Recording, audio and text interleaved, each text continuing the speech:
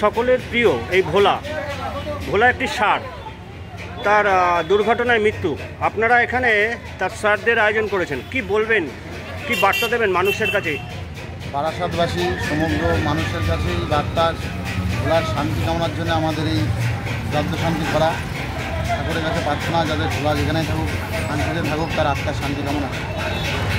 তার এই শ্রাদ্ধ অনুষ্ঠানে কত মানুষকে আপনারা প্রসাদ বিতরণ করবেন? আমরা 3000 মানুষের প্রসাদের ব্যবস্থা করেছি এবং যতক্ষণ মানুষ আসবে ততক্ষণ তাদের প্রসাদ বিতরণ করব। আর এই ক্রিয়া কাজ করার কি পদ্ধতি আপনারা গ্রহণ করেছেন? ব্রাহ্মণের কাছে শুনেছি, ব্রাহ্মণ যেইভাবে বলেছে সেইভাবে আমরা এগিয়েছি। আগামী দিন কি এই ভোলাকে নিয়ে কোনো মন্দির বা এখানে কোনো তার বেধি কিছু, তার মূর্তি কিছু করার চিন্তা ভাবনা রাখছেন? করার পরে আবার সামনের বছরের বাৎসরিক কাজের সময় সেটা সবার সাথে আলোচনা করে চিন্তা ভাবনা করা। আপনার নামটা একটু? আমার নাম সত্যজিৎ সরকার। ধন্যবাদ। দর্শার জিনিস থাকবে, সেটা হচ্ছে আত্মা, জীবাত্মা। এবং আমাদের শাস্ত্রে ভগবত গীতাতে বলা হয়েছে, ভগবান শ্রীকৃষ্ণই বলেছে, মামাই বাংশ জীব লোকে জীবভূতা সনাতনা।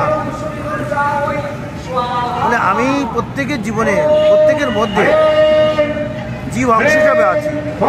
এবং ভগবান এও বলেছেন 15 অধ্যায় পুরুষোত্তম যোগে বলেছেন, সর্বস্ব চাহাম হৃদি সন্নিবিষ্ট মত্ত স্মৃতির জ্ঞানই অপহরঞ্চ।